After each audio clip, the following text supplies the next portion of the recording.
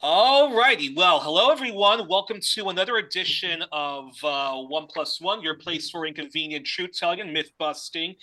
And I'm rejoined by three of our returning champions: Jesus Espinosa Rodriguez, the editor in chief of Orinoco Tribune, Saheli Chowdhury, who is part of the editorial team at Orinoco Tribune, and Joe Emersberger, a media critic, NGO critic, anti imperialist campaigner, co-author with historian Justin Pudor of Extraordinary Threats, the U.S. The U.S. Empire, the Media, and 20 Years of Coup Attempts in Venezuela. And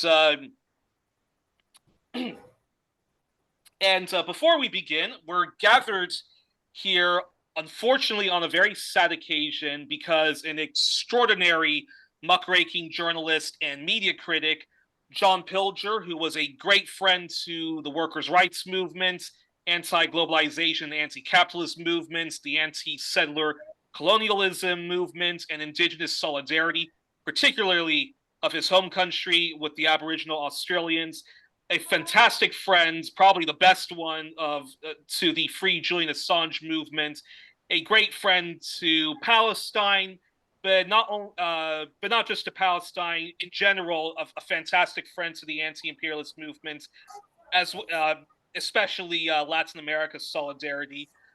John Pilger sadly passed away December 30th, 2023, last year at the age of 84. He was an Australian, but he was mostly based in London. Before I open up to discussion, John Pilger was my hero, and who more than any other in the field of leftist journalism and media criticism influenced me to want to do to want to be a journalist. My first film of his that I ever saw of his was Death of a Nation, which was about the U.S., UK, and Australian backing of Indonesia's genocidal invasion of East Timor and occupation. And to see someone who so thoroughly held American, British, and Australian imperialism to account rather than just the usual, focusing on America, I thought was remarkable, in of itself, and that really, just influenced me to want to want to do the kind of work he's, that he does, in which we go after all of the imperialists, not just be American focused, and which is something which is not too often practiced among journalists and media critics. And John Pilger was the George Carlin, the Johnny Cash, and the John Lennon of journalism, and maybe even the Frank Zappa of journalism.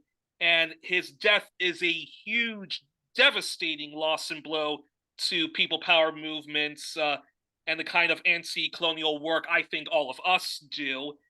And so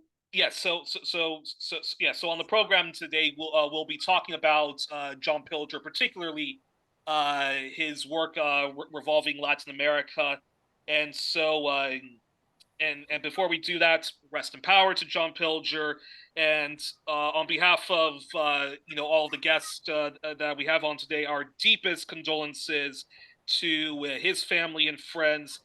Long live John's compassionate spirit, and may the current generation, new generations continue to study his work and carry on the legacy he tried to do. And thank you to you three for coming on. Anything you want to say before I get into the first question?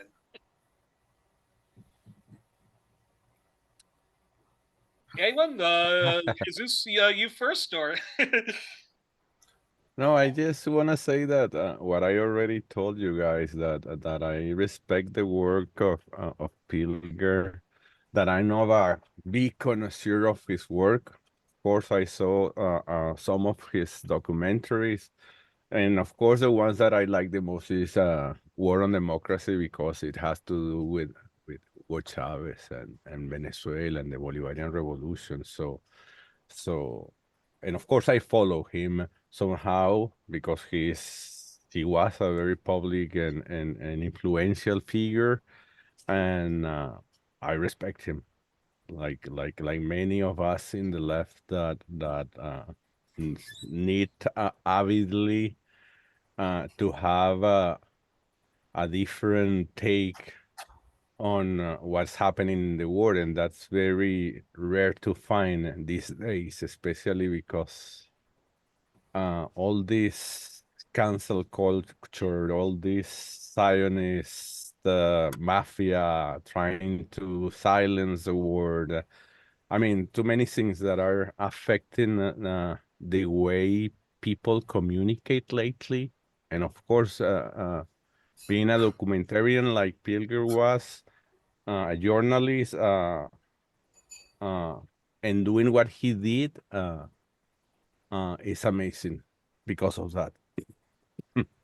In fact, and actually, just before I actually get to the first question, we open this up. I have to say a big shout out to the Eggington family who I got to visit in October.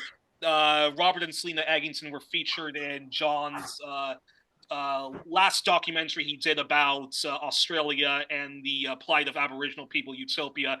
I got the chance to visit them there, and when Saheli told me that Pilger passed away, I had a very good long conversation with her, and the Eggingtons, like the entire family, reached out to me, and we had a very good long conversation about Pilger's legacy. Of course, I was, of course, was.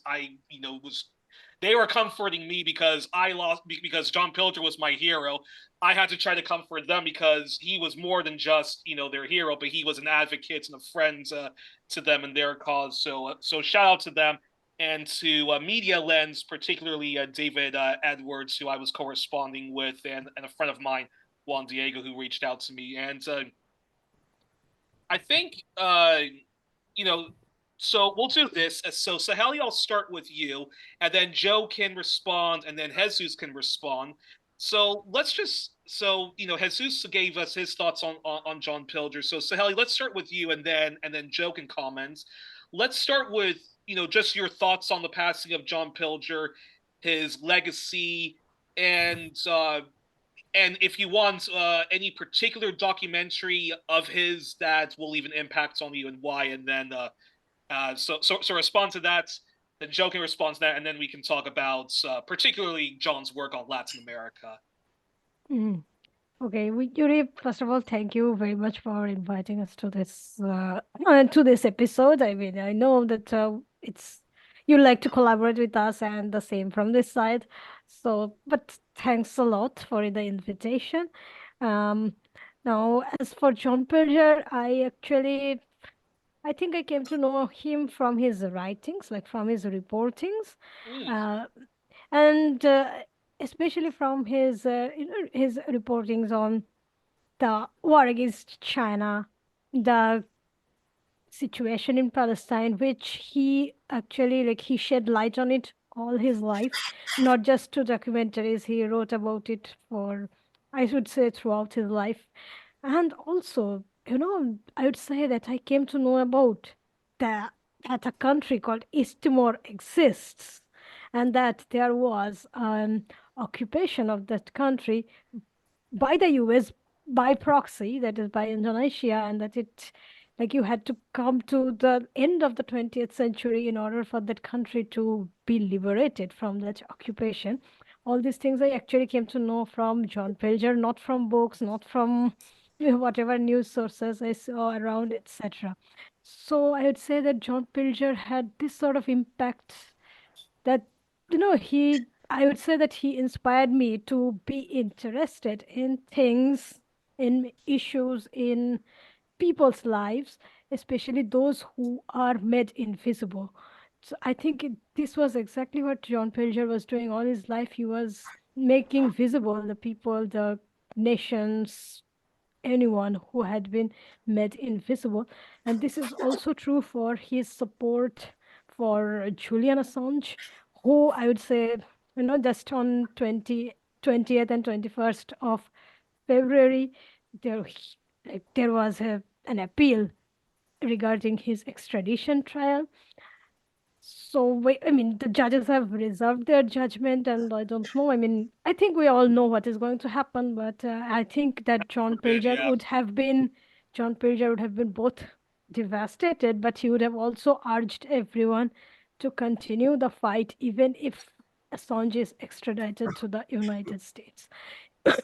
In fact, everyone, like the big news outlets, including The Guardian, New York Times, and all, who had benefited from Julian Assange's work, but then abandoned him when he needed them the most. At that time, John Pilger and many others, but John Pilger was probably the biggest name that continued to remain by his side and continued to fight for him. So I would say that this is the impact that John Pilger had on me, that he made me dedicate a part of my time, at least, I mean, if not whole, to anything, any issue, any people who are made invisible. Oh, brilliant tributes. And Joe, yes, yeah.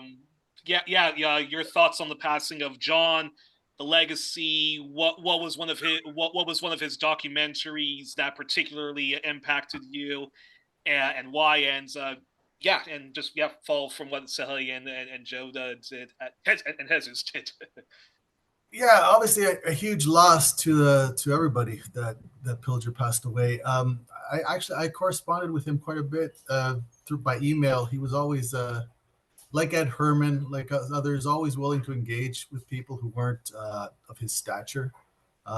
He was kind enough to write a very nice blurb on the book that Justin and I wrote about Venezuela. He was always very encouraging. When I would send him articles, he'd always give me very positive feedback.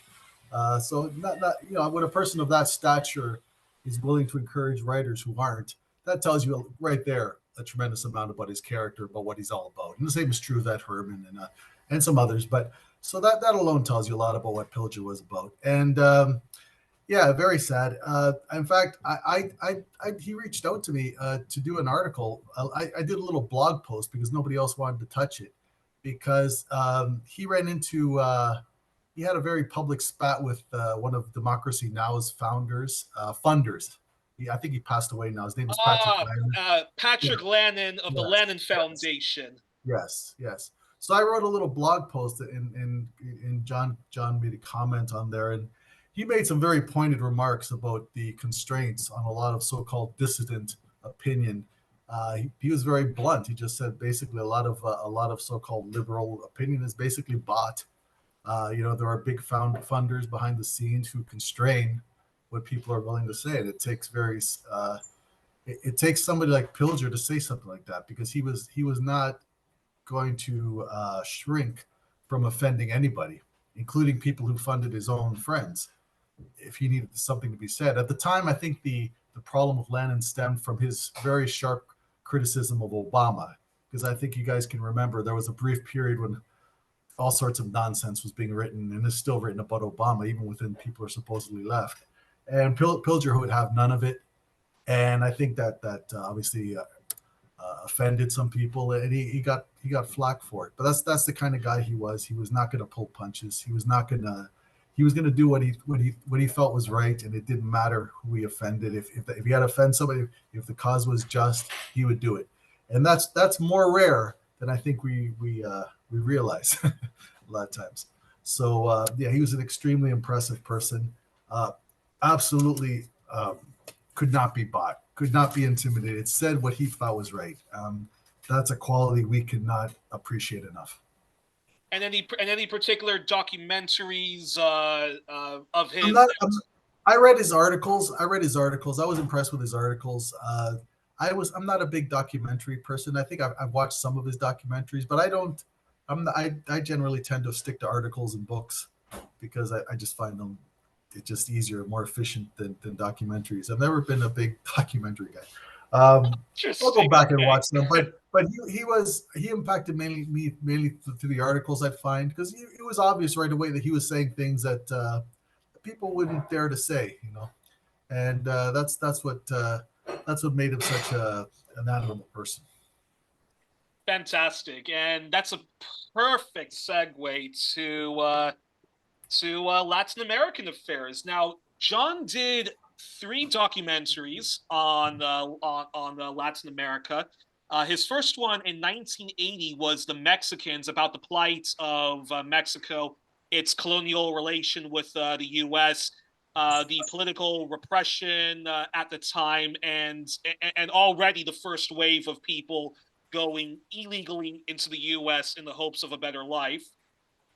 Then in 1983, John did Nicaragua, A Nation's Right to Survive, which looked really deep, like a very good deep dive into the U.S. backing of the Contras, which in corporate media, they were portrayed as these wonderful freedom fighters, but of course they were a Somoza far-right death squad trying to unseat the Sandinista government of Daniel Ortega and roll back, the many gains that their socialist policy was doing for the poor majority. And then in the early 2000s, John did The War on Democracy, which Jesus mentioned from the get-go, which looked at the rise of the pink tide in the hemisphere, the history of U.S. imperialism in the region, and the effort, and of course the efforts to discredit and undermine Hugo Chavez. He did a deep dive into the very brief coup against him, and it was generally looking at the ongoing imperialism, the Monroe Doctrine, and the reactionary anti-left Cold War BS politics of the U.S. He examined Bolivia and the rise of Evo Morales, and also examined the still ongoing tragic state of affairs of Chile and the Stock Doctrine laboratory there. And my first question, Jesus, you can respond. Then Saheli and Joe, is how much has changed since John Pilger did those films? A follow-up question is: has the situation gone worse? And if so, how? And let's start there. So let's start with you, Jesus, then Saheli, and then Joe. You're on mute, Jesus. I was saying that was an interesting question, hard to answer, because Pilger's approach towards Latin America in that documentary was very broad, but of course he was denouncing what you just said, U.S. imperialism, but also was trying also to put in its right dimension the importance of the change, the pink tide, as some people call it, in Latin America, the shift to the left. So since then, we have been like, in Latin America, we have been like balancing between pink tides and right-wing waves. So it's complicated. Thankfully, at least is something that I could say in the latest months, the tide has been moving back to the left a little bit, and that's good for us in Venezuela because we have been demonized a lot by mainstream media, but by the traditional, the status quo powers. So that's good, but of course you have like different shades of pink or red there that sometimes are not very good. But I don't want to talk bad about anyone, but for me, what happened in Chile, for example, is not a good example of anything socialist, at least. And the same thing, I believe, is happening in Guatemala with the arrival of this new progressive, so-called progressive president. I don't recall his name. What is his name, Sahe? Bernardo Arevalo. Bernardo Arevalo, exactly. So, the situation is, I would say, the same. Because overall in Latin America, the empire is keep doing what he loves to do, and the good thing, I believe that the thing that have changed since 2005 until today, and I believe it's important to highlight, is that the international scenario has changed. And I believe that's the most relevant. I mean, the balance of power has shifted to Asia, to BRICS, and of course, I'm not saying that the West, Europe, and the U.S. and Canada are not there. I mean, they are still the dominant powers, but there's a shift, there's a change, and I believe that's one of the most important factors that have changed recently, and that plays in favor of people, countries, and even governments trying to do things differently. Because in 2005, people only look at the North, at the US and Europe, and there was no option. Right now we have options. Many people, countries have options, and I believe that's a positive thing. But in a particular case of Venezuela, it's different because, I mean, the analysis might be different because we are still fighting against imperialism.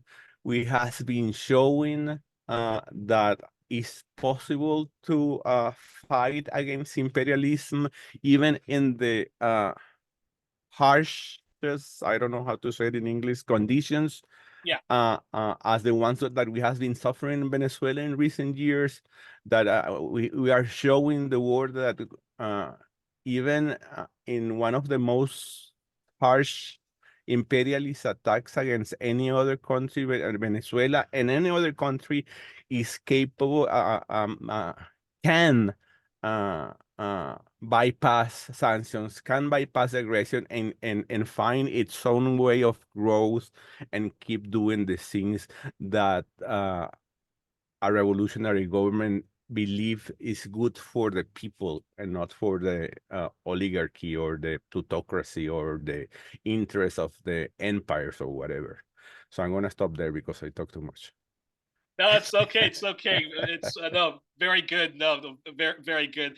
Saheli, yeah, same question. Since since Pilger did those three films, particularly the the War on Democracy, but also Nicaragua and Mexico. How much has the situation changed since he's done those films? Has the situation gone worse? If so, how? And yeah, go ahead and respond. It would be a very black and white thing to say it has become better or it has become worse because things are very complicated. By the way, I knew Jesus was going to criticize the president of Chile. Anyway. So, look, the three films that you mentioned, two of them were in the early 1980s. I mean, one was in 1980, the other was in 1983, whereas the third one was in 2007. I mean, it came out in 2007. So there was a gap like 30, more than 30 years between the last film that he did in the Latin American context, that was Nicaragua, and the 2007, which was broader actually. I mean, it focused on Venezuela, it focused on Chile, it focused on Argentina, also on Haiti, which a lot of people forget about it, that it's also in Latin America.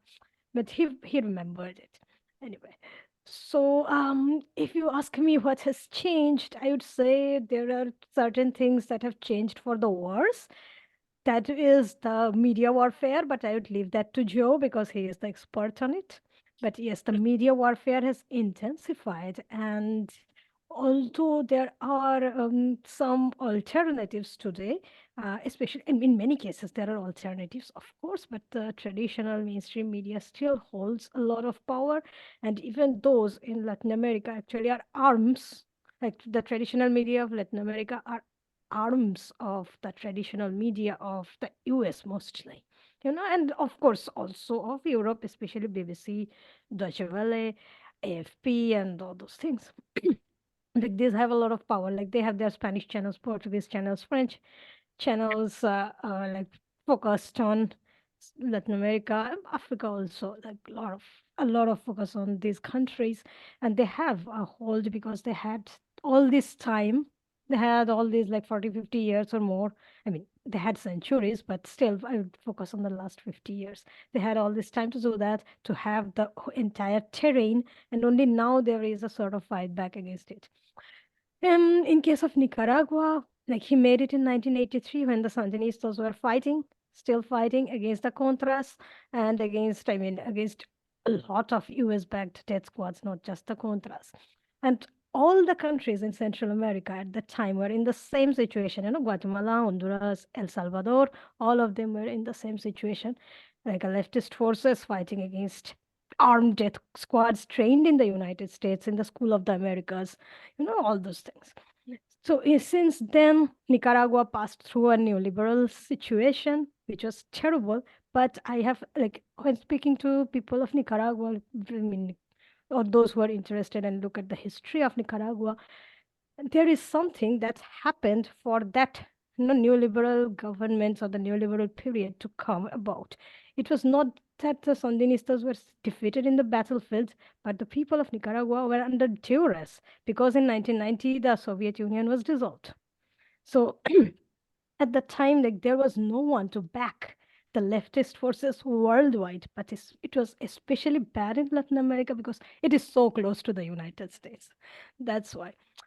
So the people of Nicaragua are under duress to vote for a neoliberal government, knowing full well that it was going to destroy whatever they had been trying to save over the last 10, 12 years of war, or even more years of war, actually.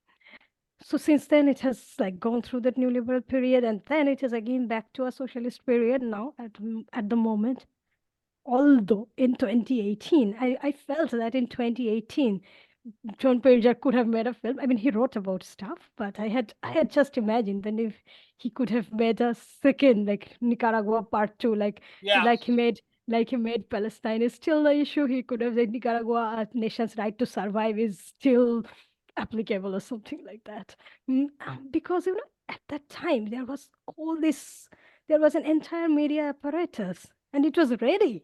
Like, it was ready from before the coup began. It was totally ready, like how things will go on. So they started with one news.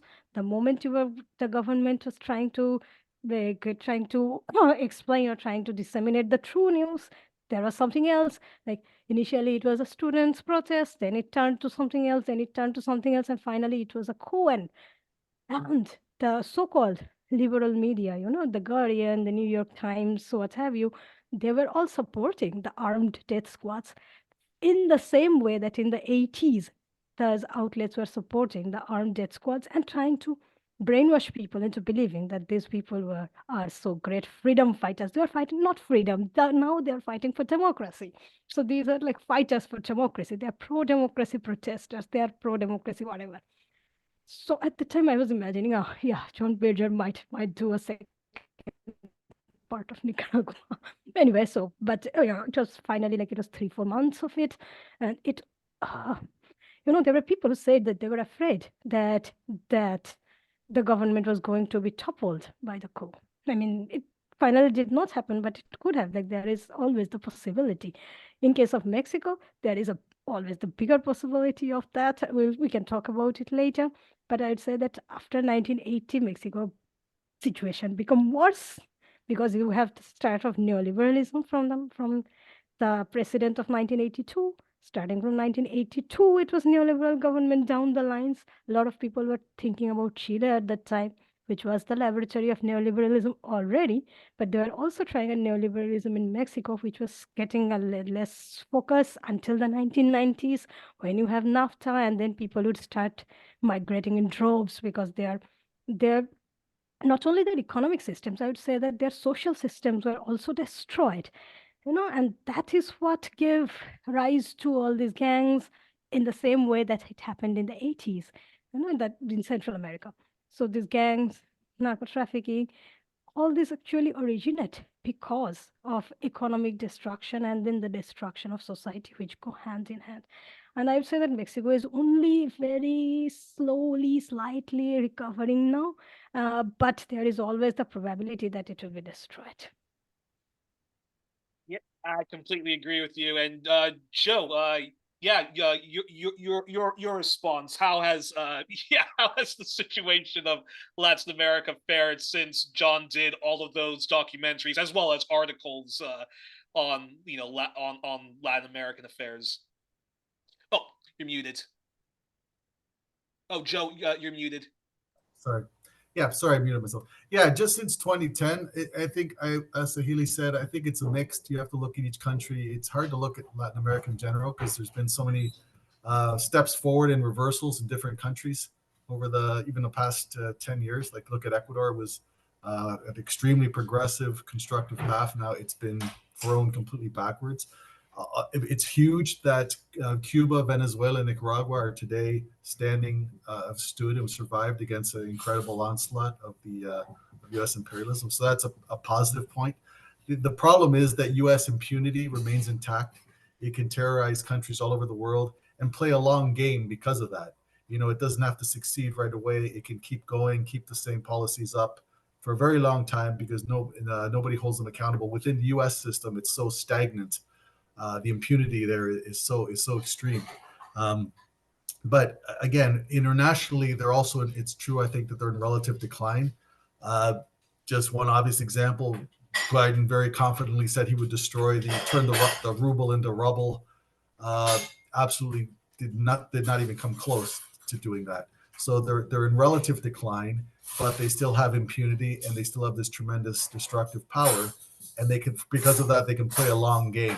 They don't have to destroy you all at once. They can keep the pressure up for over a long period of time. However, like I said, you can't understand. It's hard. You don't want to be overly pessimistic, but you don't want to be on the other hand, Panglossian and pretend that everything's wonderful. Things are changing. We're in the midst of an openly perpetrated genocide in Gaza because there's so much impunity in the Western states. They're all watching this, not doing more than watching, they're helping this take place. So it would be wrong to downplay how much harm they can do and how powerful they still are. But the fact is that the rest of the world, I think, understands that they can talk to each other easier than they could ever before, and what they do is important. Like even in Gaza, without allies, they have allies in Hezbollah and Iran and that, but without superpower allies, like going against the superpower and all its enemies, it can still inflict major losses on the Israeli military. So there's the imperial powers are there, but and it has a tremendous destructive impact on Latin America. But I think more than ever, what Latin Americans themselves do is crucial.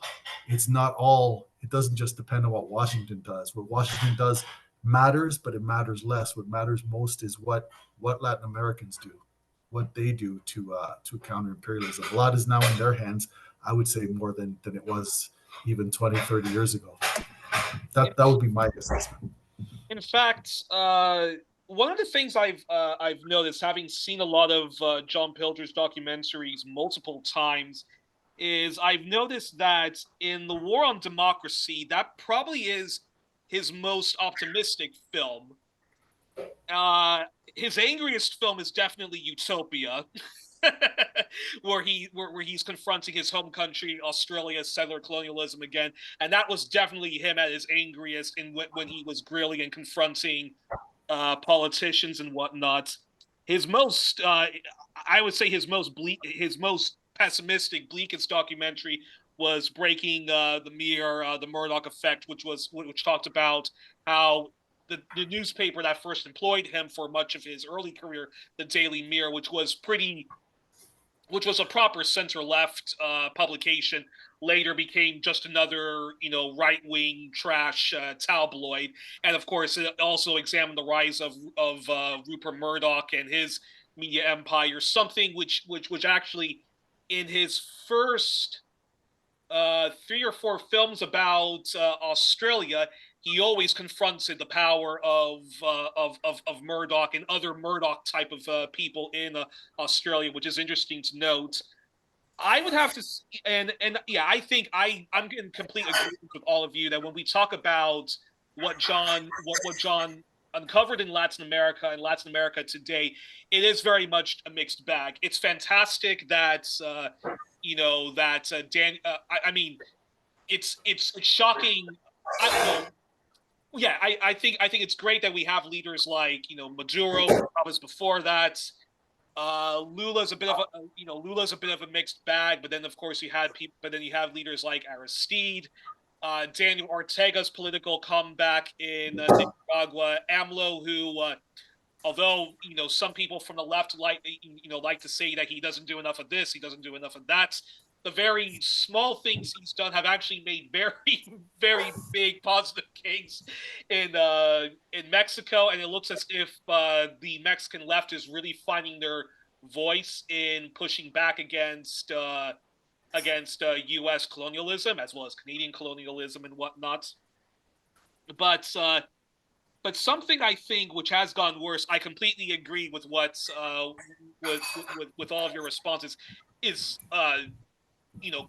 Western corporate and state media coverage has certainly gone worse. What I find more depressing, though, not just when we talk about Latin America, which John covered, but also media criticisms, because he was a media critic as well.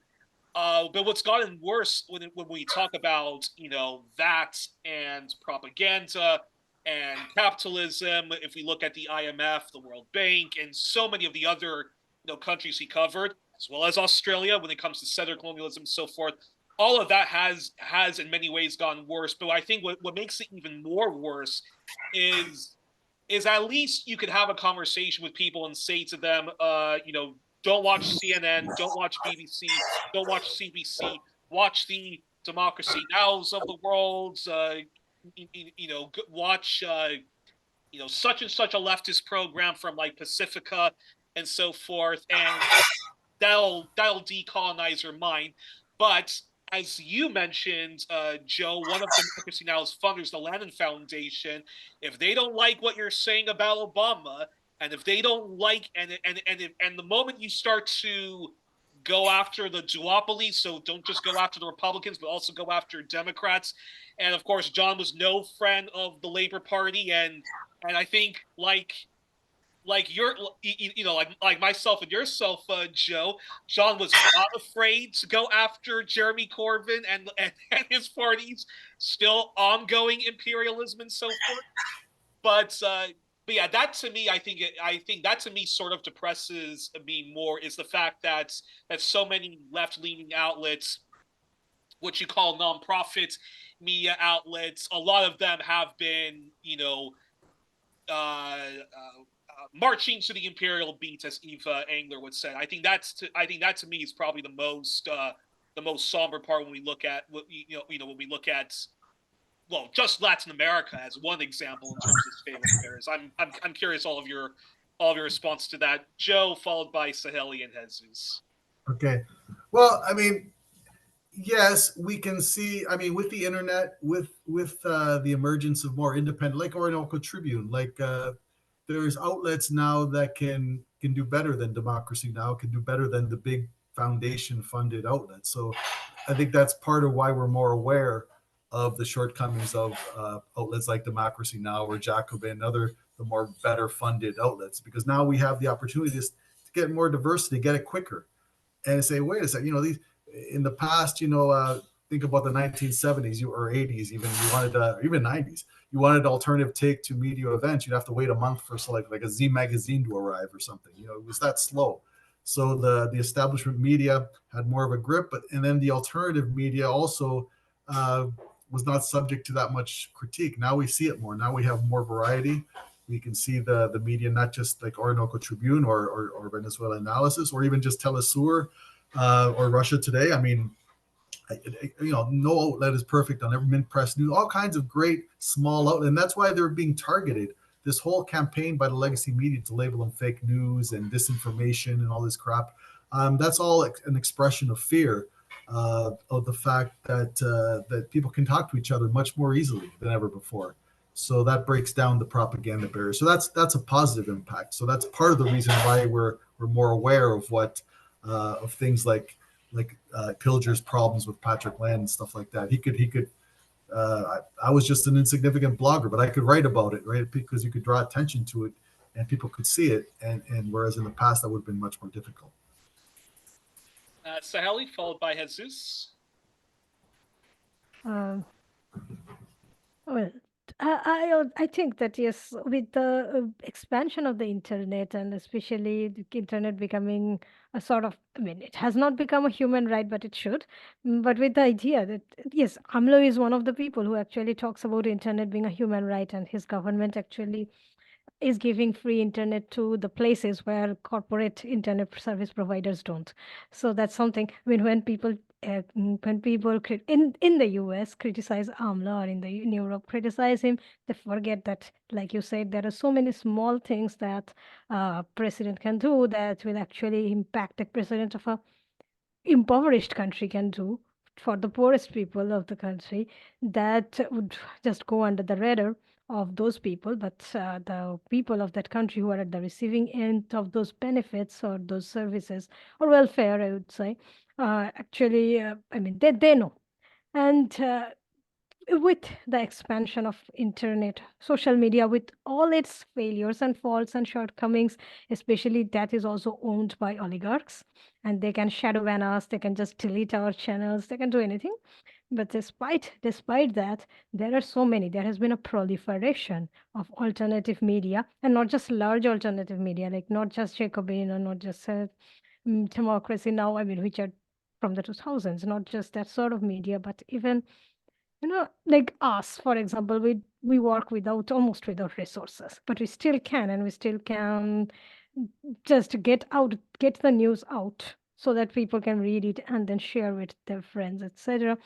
It's like there's, for example, in case of Mexico, there has been a big proliferation of communicators on YouTube, including journalists, like established journalists as well as newer journalists, the younger people, or people who don't have a degree in journalism but still do journalistic work and really do work in the field, as it is called, like field work, like going to places and looking at the things, and also from their experience, which mainstream media no longer does. I mean, most mainstream media journalists will not go to a war zone. They will not go to a place where there has been a devastating flood or hurricane. They will not go to Gaza. They will not go to, well, East Timor when East Timor was under occupation. They would not go to Papua and West Papua. They would not even talk about the treatment of the indigenous people of Australia, which was one of John Pilger's big headaches. So all these things, you have the proliferation of newer media, newer forms of media. That is why I said that, it's only now that there has been a bigger fight back against mainstream media, because there are more and more people who are following these smaller media or these alternative outlets than they are following mainstream news. In fact, like mainstream viewers, like viewers of mainstream news outlets, even in the US, has fallen to such an extent that these mainstream news outlets are thinking that what is the problem. Similarly, like I was reading like Mexican government reports about media consumption, and about 50% of the people, like consumers of media there, get their news from alternative outlets. So it's like there is a reason why there is a decline, because people can see that their situations, their issues are no longer reflected in the mainstream media. Like they are very disconnected from reality, and they try to impose a different reality, so that even if you have, like, even you would try to not believe your own reality, or swallow that reality that has been tried to impose on you. So yes, this is a narrative war or a media war, propaganda war, however you wish to put it. And the US is still like the US. I mean, I say US because it's the center of the empire. But yeah, the imperialist media is still in the upper hand. Like, it still has an upper hand, but it is slowly declining. Like, its hegemony, even in the media scenario, is declining, because there are less number of people who wish to believe them. So I would say that John Pilger would have been happy about it. In fact, it's funny that you mentioned that he actually was a very big fan of the internet. In fact, he often, I've in countless interviews and speeches, he often said that he had a lot of hope for people decolonizing their mind because of the internet, and he was very generous in propping up names. It could be Media Lens, it could be Black Agenda Report, Truth Out, Truth Dig, Fairness and Accuracy in Reporting, which Joe often writes for, and ZenNet, which Joe often writes for. Pilger was a very, very big fan of their work and would often prop them up, so it's, which was great. Now, Jesus, did you ever actually get the chance to meet him when you worked as when you were a diplomat by any chance? Are you on? Oh, are you on mute, Jesus? Sorry, meet whom? Did you ever get the chance to meet John Pilger when you worked as a diplomat? No. I wish, but I didn't have the chance. Because he spoke very hot. There's a very good interview that the Anglo-Iraqi rapper and left-wing activist who does a lot of stuff for Mid-Press News, Loki, had an interview with John Pilger, and he spoke very highly of Hugo Chavez. I think he said many times that if he had a dinner party, Chavez was one of the people he would invite to that dinner party, and he was. That's nice. I didn't know that. I think it's one of the only times where when he's interviewing a politician, he actually was very, very impressed with Chavez. Not only his sense of humor, but his ability to actually respond to questions, including tough questions. But yeah, Jesus, what I mean, like, are you at times surprised that even with the work of John Pilger, I remember showing some of some Latin Americans I knew who were living in Belgium. I remember showing them giving them a copy of John Pilger's work, particularly The War on Democracy, and for that moment, all of their anti-Chavez stuff and all of their colonial thinking was quickly disintegrated. But then it seemed as if, like, several months later, they would go back to recycling the propaganda against Chavez and other leftist heads of state. And then, of course, with Maduro, it was even worse. The propaganda, which I think a lot of that goes back to a lot of the left-leaning outlets that me and Joe, were sort of talking about. Of course, when we look at Daniel Ortega, it's as if, like, guys, have you not woken up? Like, this is the same propaganda they're using against Ortega that they used against the 1980s. You guys would have been marching against Reagan, but now you guys are propping up, like, in Obama, now Trump-led warfare. So I'm curious your response on that, and why do you think that is that even if people do get exposed to a John Pilger, and it does have the effects we want it to have, they go back to recycling the propaganda and whatnot? That's a complex question again. You are trying to drive me crazy. I'm joking. But no, I mean, it's a very important one, by the way, because I mean, there are several factors that might explain what you are talking about.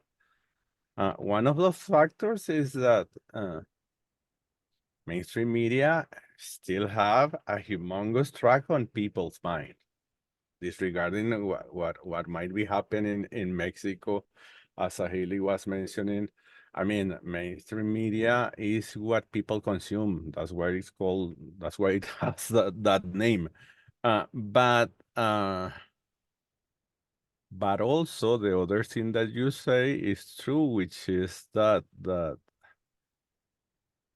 I mean, there are campaigns, there are smearing campaigns that place in people's minds, and I believe that, as you say, that work very good with Maduro, for example.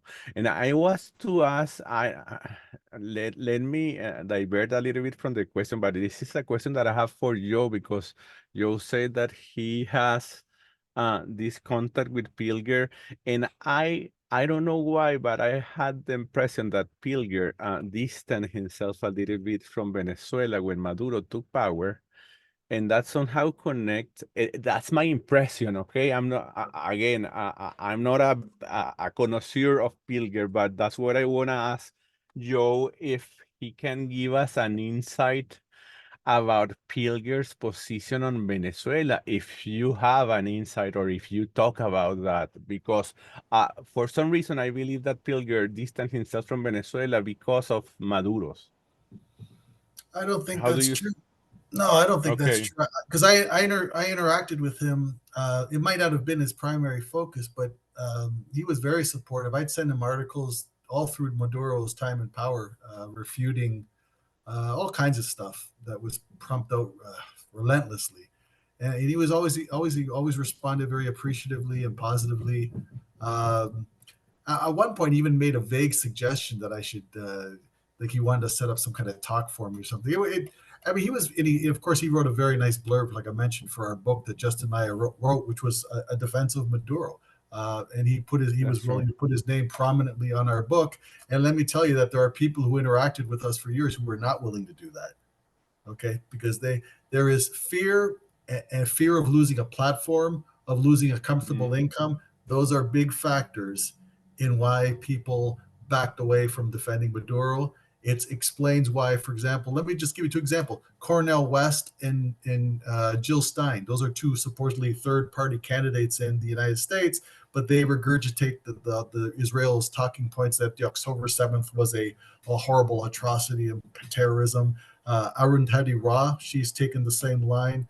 There's all kinds of fear, and it goes back to what Pilger talked to me about with regard. I keep going back to this because that's what to me made him stand out. He did not have that fear. He was willing to say what needed to be said, and a lot of people have a fear of losing their access, losing their status, whatever it is, and that's a really important part of what keeps people in line.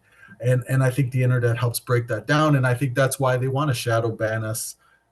They want to deplatform us any way they can. Is because they don't want voices out there who aren't afraid, who just say, "No, Maduro's a great president." I have to say, I've evolved over that because I was much more critical. Even I would say I'm even more appreciative now than at the time we wrote the book, because to withstand when you realize the depravity and just the savagery of what he's up against and the fact that they've survived, that's no small feat. That's an incredible achievement. So It's good to know that. yeah, but I don't think that Pilger went soft on Venezuela. Perhaps he was a little maybe not as immersed in the minutia, and maybe he might have stayed quiet because he's in a broad range of things that you focus on. So sometimes, like I might stay away myself from commenting on Guatemala or just an area that I haven't touched on. So you're gonna hold back, right? So that might have been a little bit of the case with him, but because there's so much that he focused on. But no, I don't. I think he was. He was overall just a very strong, fiercely independent person, much more so than other prominent writers, some of and personalities, some of whom I mentioned just now. It's good to know that. It's good to know that.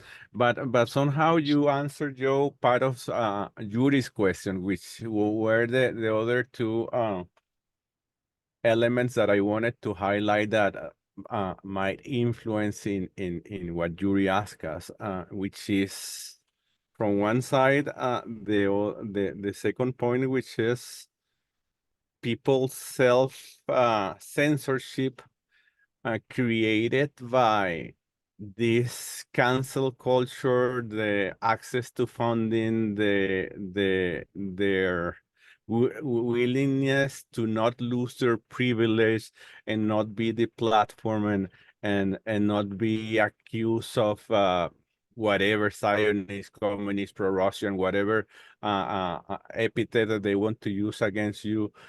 So that's another part of the elements that explain what is happening, Yuri, and also the ways that the social media platform have themselves.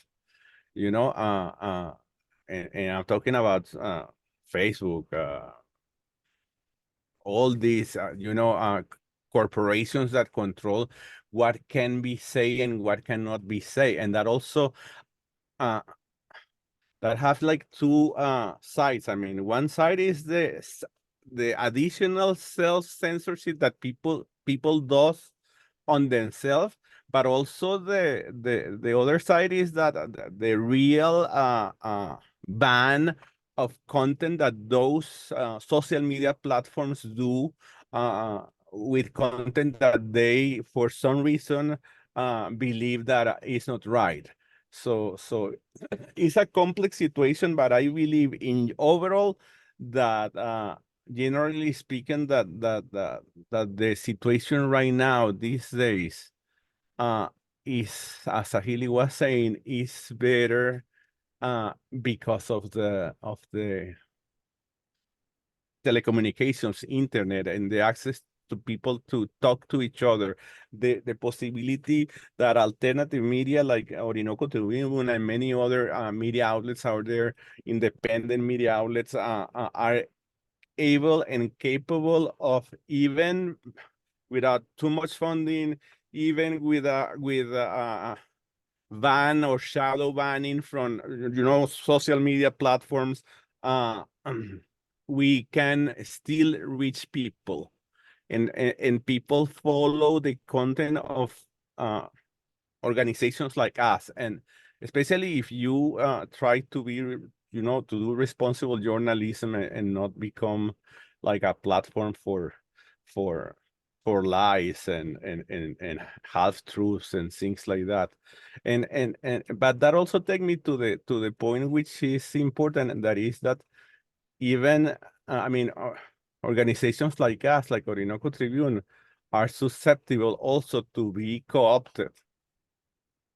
You know what I mean? And because sometimes organization news outlets that wants to be more appreciated by mainstream, by more people, and that want more funding, accept sometimes accept some deals that might jeopardize their editorial line. You know what I mean?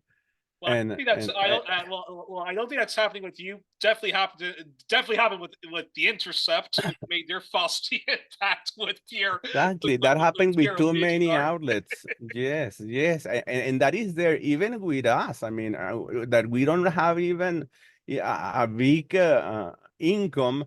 Sometimes I feel pressure from people that donate to us, and that I believe that they want us to follow a line, and that's not us. That's not Orinoco Tribune. You know what I mean? I mean, you Yeah. can, you can. Yeah.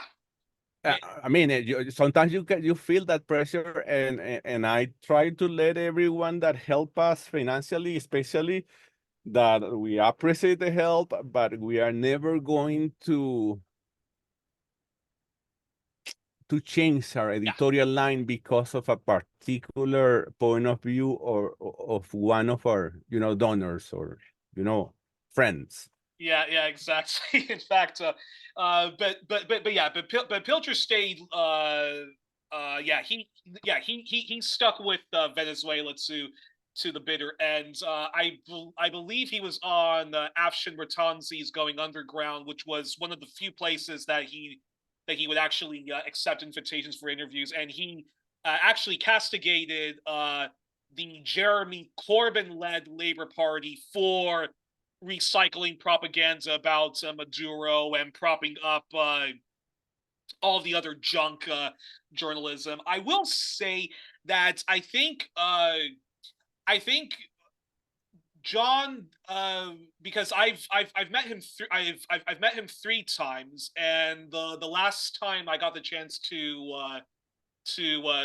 the last time I got the chance to see him, it was his work was being archived into the British Public Library, and there was a Q&A session, and the question I had for him was why do you think so many left-leaning outlets, and I mentioned Democracy Now!, I mentioned Al Jazeera, I mentioned Pacifica, why they jumped the shark on Syria, anti-Russia conspiracy theories, the whole the Russians got Trump in. Yeah, and I mentioned Venezuela and so forth. And he seemed he seemed reluctant to go after a lot of those left-leaning outlets, but he did, respond specifically on the question on Ukraine and the question of the whole the Russians got Trump elected, and he said that it was just a bunch of that it was just a bunch of bullocks, and that's the people, and that the people who are now acting as if they are against, and that the people who are against Trump, they're not against him for his racism or anything like that. They're only against him because of the one good thing he claimed that he wanted to do, which was make peace with with Russia. But yeah, I think well, probably just didn't want to spend too much time, getting into fights with fellow leftists for obvious reasons. It's very depressing. It's very demoralizing getting into those. But I think he was starting to more and more becoming, more critical of of those left outlets, as as Joe perfectly described. But I did recommend him several websites, which included Black Agenda Reports, Mint Press News, and I was saying to him that he should change his recommendations and probably take Al Jazeera out, put Mint Press News in, because but I don't think he ever responded to that. But anywho, but yeah, it is unbelievable. But actually, Joe, let me ask you this question, which is, do you think the reason this kind of goes back to my question with Jesus? Do you think that the reason why so for example, I can give somebody who mostly looks at corporate news outlets, or somebody who has a critical mind, probably doesn't consume your work, doesn't consume Orinoco Tribune's work, but is open to the idea that, hey, things are pretty messed up and there's something wrong with this capitalist system, but they'll still recycle a lot of propaganda. Now, if you give that person, or some of those Latin American affluent folks or bourgeoisie folks, something of John's work, for that moment in time, their mind has been decolonized, and they'll probably watch the film more than once, and hopefully they'll start going down the road that that all of us are on.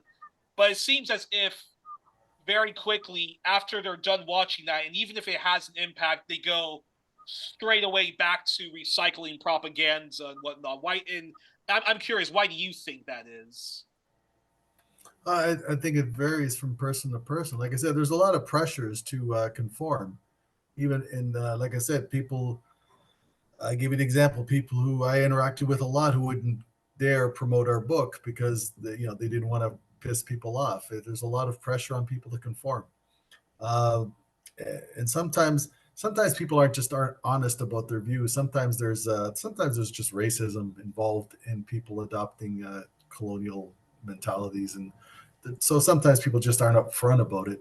But I think it's a process. I mean, my own, I have to always remind myself, that my views evolved over time, because you get exposed to more points of view, to more information, and you have to make adjustments and not have your be stubborn and fixate on a position, but just honestly evaluate, constantly be reevaluating. And but there's things that all kinds of things that get in the way of people doing that. Sometimes people just aren't interested. I mean, there's people, it's easy to just not care about politics and live your life. That's just one thing. But also there's all kinds of pressures to conform. Even people who are political have all kinds of pressures to just go along with a lot of the dominant worldview. And that's why Maduro gets demonized, why Ortega gets demonized.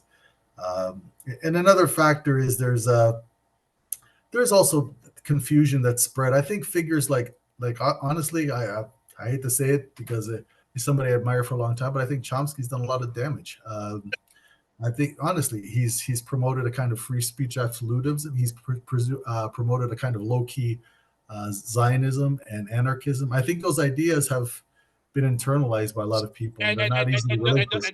And also no offense to Professor Chomsky, but he is an anti-communist leftism, and if you look at the pardon my language, but if you look at the clusterfuck that is Ukraine and all of the pro, NATO socialists and whatnot, a lot of that is rooted in the anti-communist leftism that people subscribe to, and lionizing folks like George Orwell without even looking at so many of the problematic skeletons in that guy's closet, and and a lot of people who regurgitate things like communism is just as fascistic as fascism and all that stuff, and the Soviet Union and communism has killed more people than Hitler and so forth.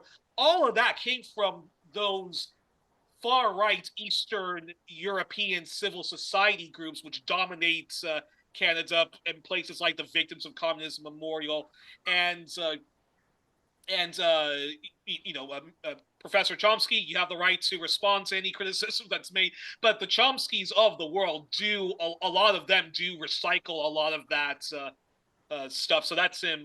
That's important. All kinds of factors, but that's part of it. Yeah.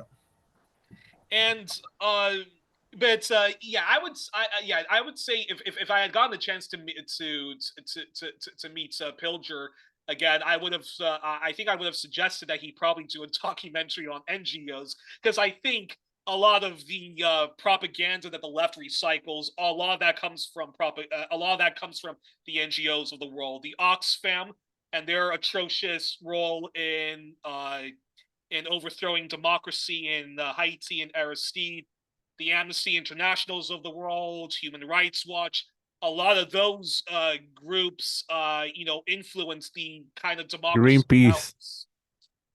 Yeah, Greenpeace as well. Yeah, a lot of those... I saw today a news piece from Reuters with the Greenpeace people protesting for the 2 years of the Ukrainian war. So they were calling for no more kills. So like the bad Putin is killing too many people. It's terrible what they do with these NGOs. But go ahead. Sorry for interrupting you. No. But spot on. But that's why I would have liked Pilger to have gone more publicly in speaking out against the NGOs, because I know for a fact he knew that it was the NGOs, the Amnesty Internationals of the world, that played a humongous role in the awful state that poor Julian Assange is in. A lot of those NGOs, including the news outlets like the Democracy Nows of the world, the Pacificas of the world, Nation Magazine, Mother Jones, and so forth, all of them shamefully threw Julian Assange under the bus. And you had so many leftists who, even when they would defend Julian, they did this bizarre thing where they shat on him, they smeared him, and then they would defend him. And I was always struck by that, because I would always say, either in the comments section, do you guys read John Pilger? Do you guys know John Pilger? Because he has refuted every single slander and smear of Julian Assange, and now these are the same people. And The Intercept also did that with Julian, and it just drove me really effing nuts. But again, it says a lot about John Pilger in that never jumped the shark. And with Julian Assange, I think he was one of his only friends in the end, because he stuck by that courageous individual to the bitter end, which is why I think when it comes to how much of an impact John Pilger not being here with us anymore, when it comes to the Free Julian Assange movement, and when it comes to the anti-settler colonialism movement and justice for Aboriginal people and other Indigenous people, Pilger's death is a huge, devastating loss to that. And I'm curious any of you guys' responses on that before we get to the last two questions. You still have two more, okay? Yes. That's a lot. But anyway, So let's get fast because otherwise we'll be here for 2 more hours. But anyway, so I think Pilger himself could not have done everything, right? He would have wanted a new generation of people to take up take up from where he left off. So I think it falls upon us to expose the role of NGOs in the world, and especially how the NGOs are actually funded by the same imperialist governments. It's not just like Amnesty. If you look at the funding of the NGOs, if you look at Open Society, if you look at Amnesty International, Human Rights Watch, Greenpeace, or even other smaller NGOs, which are under these umbrellas, because there are like smaller NGOs under the umbrella of Amnesty International, for example, or in fact, others. in fact, they should be called semi-NGOs. That's what Aidan Joan of the Canada Files calls all Yes, of them. yes. She calls Actually, them they are not. semi-NGOs. They are only so-called non-government organizations because their funding comes from the US government, Canadian government, Australian government, European Commission, European Commission of the European Union, from the Norwegian government, British government, like so many governments. When you talk about Latin America, all NGOs, all anti-government NGOs are funded by USAID. So like recently there is this Venezuelan, somebody says she's a lawyer, somebody else says she's a journalist, somebody is human rights activist, but she's a spy, she's an agent. And her organization, like her NGO, is funded by the USAID, which is actually banned from functioning in Venezuela. Like it's banned from operating in Venezuela. So it will just operate through NGOs, you know. Similarly, all the NGOs that have been involved in the coup attempts in Venezuela were all funded by the US government, also partially by Canadian government, to a lesser extent by the British government, etc. But it has been funded, but they are all funded by government. So it's not like they are non-governmental organization. They pretend to be. I think since you're talking about Nicaragua, like there was like a ban on, like the government banned more than, I don't know, 200 something organizations, NGOs, from operating because either they banned them, or first the government wanted them to register as foreign agents because they receive funds from foreign governments, not just individuals. Like you can receive funds from individuals, no problem, or from organizations that are really non-governmental, because there are many NGOs in Nicaragua, and I know some people from those NGOs who are really non-governmental people. But there are also many more NGOs that are funded by the government. So because they're funded by foreign governments, they were first asked to register as foreign agent, which is very similar to what happens in the United States. So they said this law is created after the United States law, but still, like nobody minds when it happens in the United States. Everybody loses their mind when it happens in Nicaragua. So this is the kind of thing that goes on happening. Like when there was the coup in Bolivia, there were all these NGOs, feminist NGOs, environmental NGOs that were supporting the coup, and like that wanted a government overthrown, a government that actually tried to protect the environment, a government that gave rights to women, indigenous women, a government that visibilized people that were just like that were previously people didn't even know that they existed, or didn't even care that they existed. And this type of thing happens not just, so I was just saying, it's not just only media. These NGOs are present in every walks of life, like in Southeast Asia, for example, which is also a place where John Pilger worked extensively. Yep. In all countries of Southeast Asia, there are hundreds of NGOs operating from funding by Open Society, European Union, the United States government, the same, like the usual suspects, you see. So and all of them work with like they say, we are feminist, we are an educational NGO, we want to protect the environment, but none of them point out that, for example, the plastic crisis in Philippines is actually caused by the export of plastic from Europe. Like the plastic waste from Europe is exported to Philippines, deal with it yourself. Or the oil spills that are caused by ExxonMobil working in around Indonesia, Malaysia, Philippines, etc., like in the sea. So you have oil spills that are not even talked about by these organizations, but Greenpeace will berate you for using a single-use plastic, but they would not hold ExxonMobil accountable for destroying the marine environment in Southeast Asia. In fact, ExxonMobil, during the time of the pandemic, I saw that the ExxonMobil Indonesia, like when they were, or maybe Malaysia, ExxonMobil was ExxonMobil was claiming, it was an advertisement, that they're paying women to make masks and PPE stuff, which will be then sent to Europe. So you can imagine that they are not only destroying the environment, they're also exploiting women. But these NGOs, which call themselves environmentalists, which call themselves feminists, they do not touch these corporations. So you have to understand, like, this will show you where the money comes from, right? You follow the money and you will know who is behind it. So I'll say that these governments, when they cannot work themselves to overthrow governments or to become master owners of the resources of other countries, they will just work through NGOs. And yes, it falls upon all of us, like not just us, but all of us who are on this path to go on exposing, like, do whatever we can from our own trenches in order to do like what Pilger would have really liked us to do. And this is why it's great that Saheli is part of an outlet like Orinoco Tribune. Well, I think, okay, I think, sort of wrapping up, well,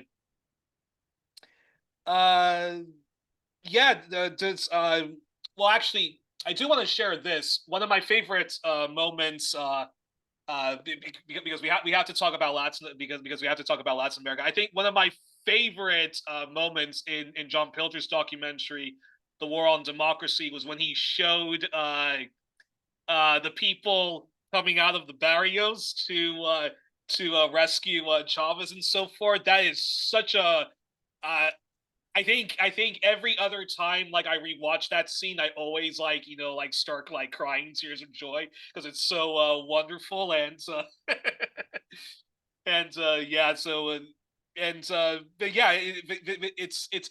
it's interesting because a lot of times when I sort of get into like my misanthropic mood and I feel like like giving up on humanity, it's always Latin America, and it's always rewatching something like The War on Democracy where I find that there's hope in humanity, which is why, remember what I said last time I had you all here, why can't we be more like the Venezuelans, god damn it. So I think in closing, Joe, anything else you want to say about John Pilger, the state of affairs, and his legacy, and of course why journalism students, media critics students, NGO critics, and whatnot should study his work? Yeah, like I said, I think he's an example of someone who always stayed solid. I noticed around 2011, a lot of the Western left, really lost their way when the United States invaded Libya and then in Syria, created a lot of divisions. And Pilger was one of the guys who stayed solid. And similarly with Venezuela, he stayed solid. After when Maduro after around 2015, it became a lot of leftists, Western left, became very scared to defend the Venezuelan government, and he didn't. So so he's somebody because he was steadfast and it always politically courageous. I think that's a model for us, and definitely somebody who we should always remember and appreciate. Jesus, yes. Anything else you want to share about his legacy and and what do you think students, leftists, students of history, journalism, media critics, those who do Latin American studies, what do you think? Why do you think they should study John Pilger? Yes, I believe that what you have said and Joe have said about him being true to his belief is one of the most important things, and it revolves about most of the things that we have been talking about right now, which is extremely relevant because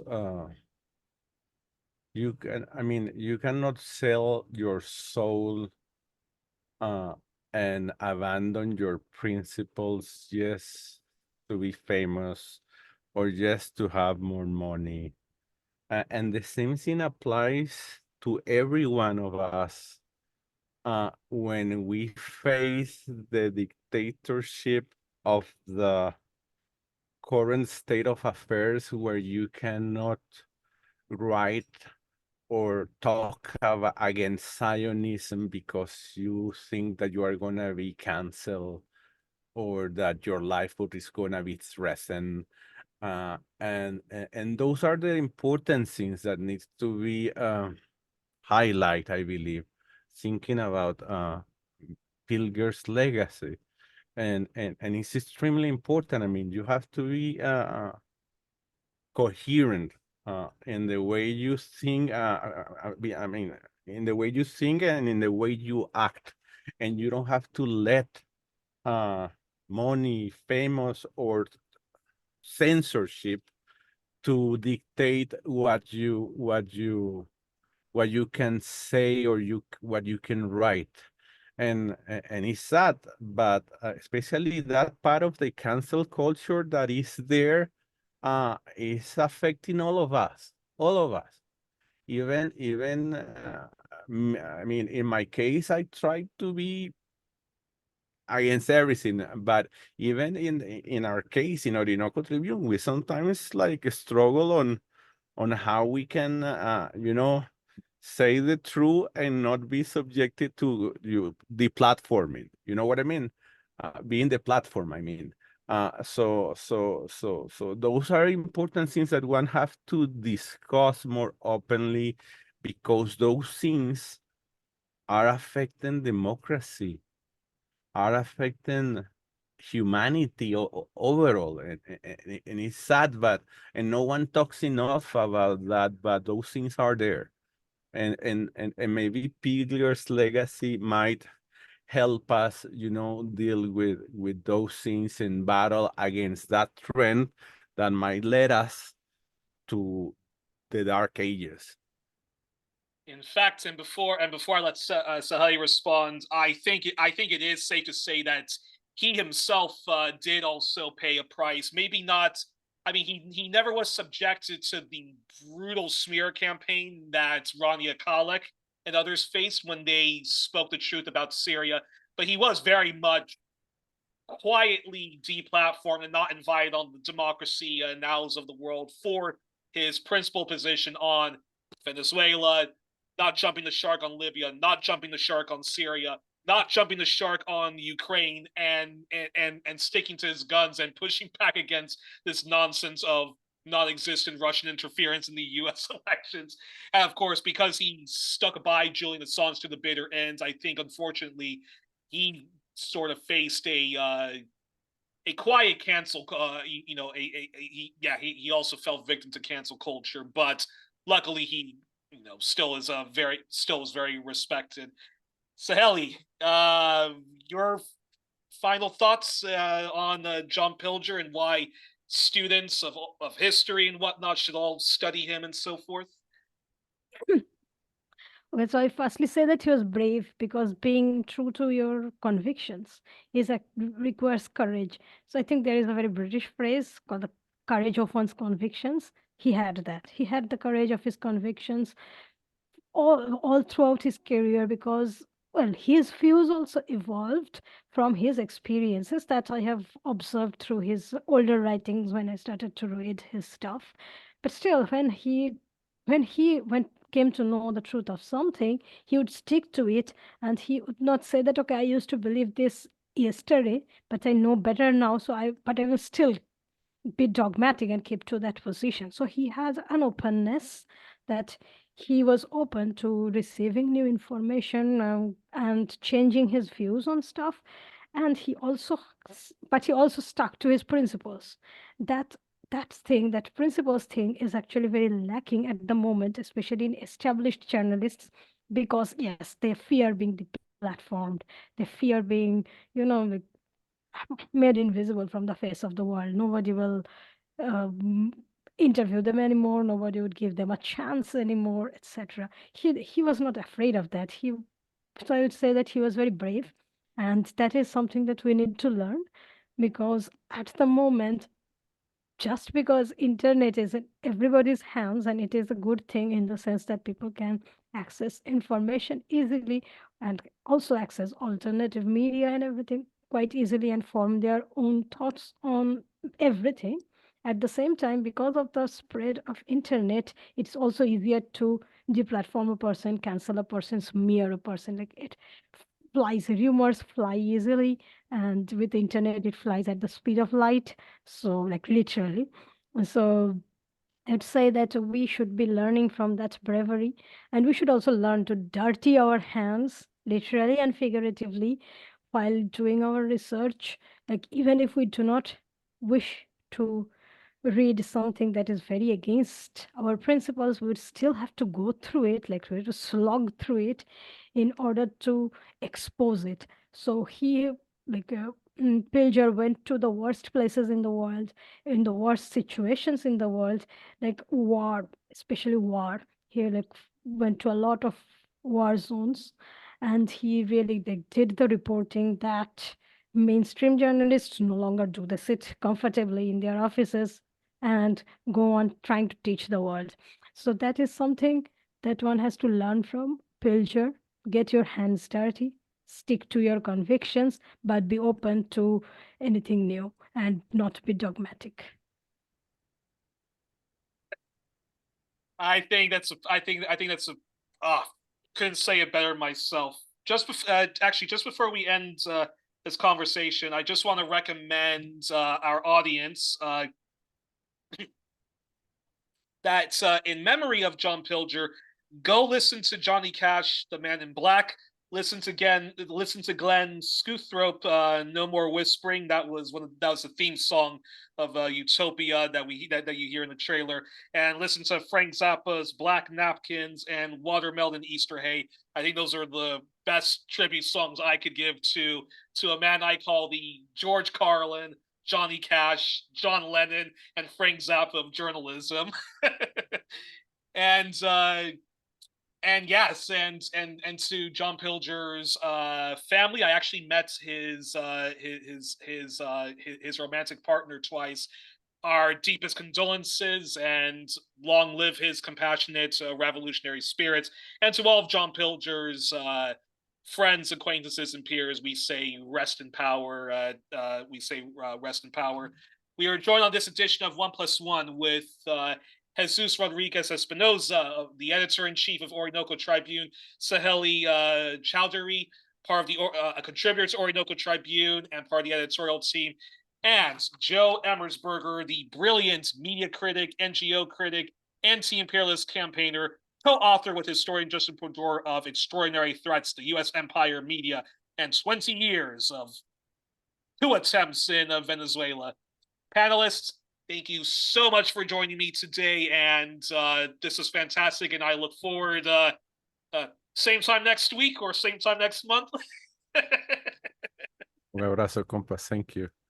Thanks a lot, Yuri, for the invitation. And yeah, we could have been same time next week, but I don't think so, because you always take 3-4 hours. No, I'm joking, but it's always wonderful to be with you, to talk to you about things, and the way you conduct this. It is semi-professional, semi-friendly, like Refreshing. that. Yeah, it's. Well, Jesus knows more English than me now. But